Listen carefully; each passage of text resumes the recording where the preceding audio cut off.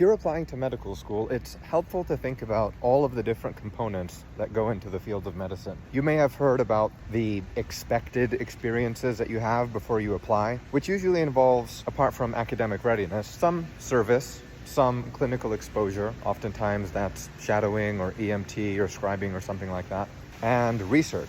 Now, apart from getting those experiences and rounding out your application, you also want to be thinking about where you fit into the landscape of medicine. There are some people whose interests and personalities are best suited to bench wet lab research.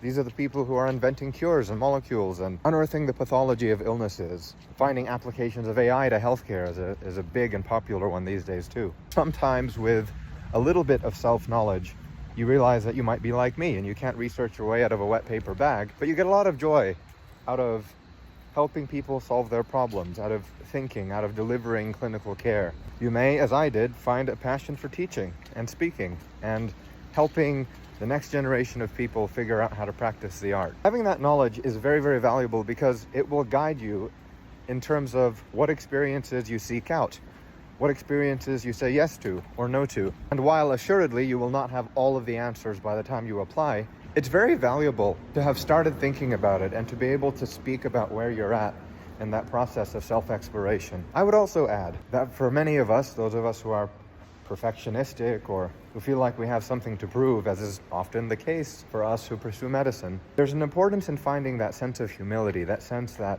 I cannot be all of those people. I cannot do all of those things at the highest level, even if I can dabble in any of it. When you come to accept that, it becomes so much easier to see the value in the people who love and do the things that just aren't your cup of tea. And reciprocally, to see the value that you add in doing the things that aren't theirs.